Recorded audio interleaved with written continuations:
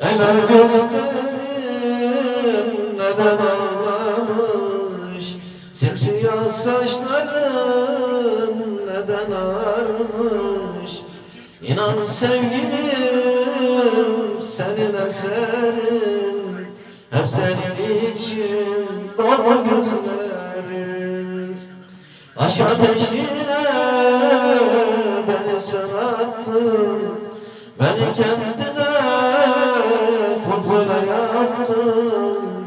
Tövbe bir daha sevmeyeceğim, ölsem kabrine gelmeyeceğim.